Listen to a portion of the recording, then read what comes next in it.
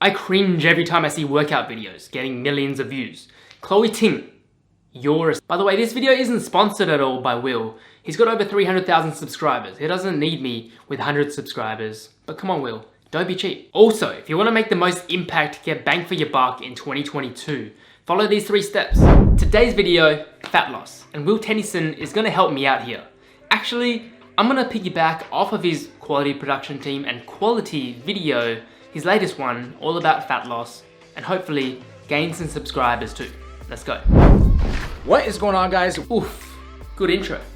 Before we eat anything with nutritional value, the first thing that we have to do is some fasted cardio. So the belief is that when you do cardio in a fasted state, you're using your fat as fuel as opposed to having a pre-workout meal in you. So cardio before food, each to their own. Sometimes I'm hungry and I'm weak in the morning and I want to eat before I work out.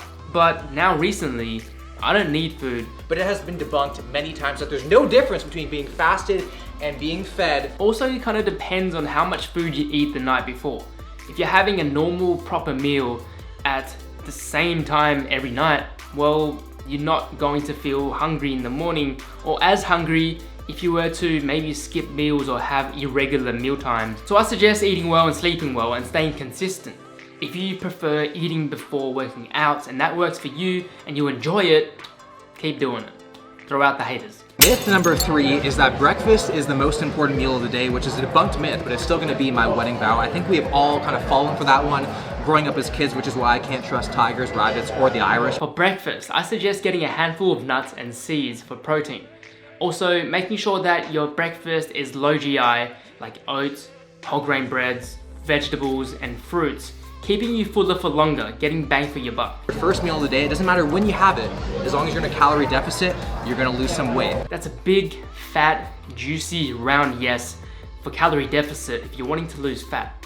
But the belief on this one is that when you have breakfast, you're kickstarting your metabolism and putting your body in a fat burning state for the entire day. Also, if you're struggling to figure out what to eat for breakfast, lunch, or dinner, make sure you're getting enough protein. Also, just eating when you're hungry. Don't worry about what time to eat.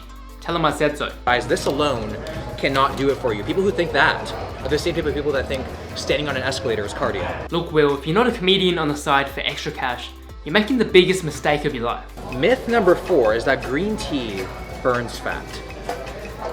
I mean, while it might have some properties that help you burn fat, you still need to incorporate it with a healthy diet and exercise. Tea for fat loss. I used to think the same.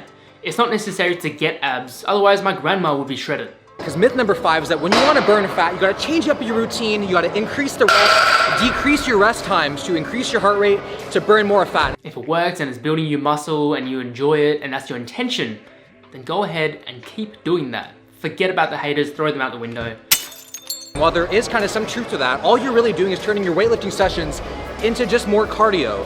So if you want to keep your muscle, you got to train the same way that you did to actually build it. So separate the two, but when you're in the gym, train hard, train heavy. I'd also suggest finding the balance between high rep and low weight at the other side of the extreme. Because look, if you don't enjoy either one, you can also make it work in between. Because myth number 6, guys, is that more is always better. That is definitely not true, especially when it comes to fitness and reaching your goals, because this is tickling my nutsack here. When you do too much, you can get injured and get things called rhabdo if you do too many things. So you gotta do the most effective volume that you can handle, that you can do to recover every single day. And yeah, 15 minutes is what I do every day. If you wanna know more, I post daily shorts. Make sure you subscribe. Really, you wanna do it the least amount. You wanna have the least calorie deficit, the least amount of cardio, the least amount of exercises to make it part of your life, not make it consume your life. What he just said, fucking beautiful. But people seem to think that you can spot reduce fat. Unless you have a Kardashian budget, you cannot do that. I cringe every time I see workout videos getting millions of views. Chloe Ting, yours. I hold a lot of my fat right in my lower back and my legs, and I guarantee you if I cut for a show, eventually one day, that it will be the last to go. But rather you should be focusing on the root of the problem, like what is causing you to overeat, whether it's stress, environment, work, lifestyle, all of the above. So you gotta just stick with it, it will come off, just stay consistent and be patient, but you cannot spot reduce fat. Because I know that if I'm around the wrong people, of course I'm gonna eat bad. If my girlfriend has a McDonald's diet, then count me in. People demonize fruit because there's sugar in it without realizing it's naturally occurring sugar. And they pair it with other things like Pop-Tarts and marshmallows with the white sugar, but it's not even remotely the same. When I hear people say, don't fruits have sugar? Wait, didn't you just eat a whole cake? There's a lot of benefits to having fruit. There's vitamins, there's minerals, there's fiber, and it hydrates you. Like Will just said, vitamins, minerals, fiber, hydration. Too much good can be bad too. Find your balance. So I don't recommend cutting fruit out. There's always a place for everything. It's called moderation, guys, okay? By the way, this video isn't sponsored at all by Will. He's got over 300,000 subscribers. He doesn't need me with 100 subscribers. But come on, Will, don't be cheap. If you want to hear him debunk all 13 myths, I'm gonna leave a link down below. Also, if you want to make the most impact, get bang for your buck in 2022, follow these 3 steps. Number 1 is to tackle the root problem. And for most guys, it's stress. Whether it's coming from your work, your environment, or your lifestyle. I can guarantee that if you do this, you're gonna see a massive improvement in your health, your body, and your mind. Next up is eat more whole foods. Foods that are closest to its source. And I can guarantee that if you do that and you eat less processed foods, you're gonna feel better and you're also going to look better without even trying. Step 3 is to find your balance, whether it's snacking, stress levels, eating out, and so forth. If you're doing too much good, that's gonna be bad, and vice versa. But if you're constantly looking for that sweet spot, most likely your body and mind is going to follow.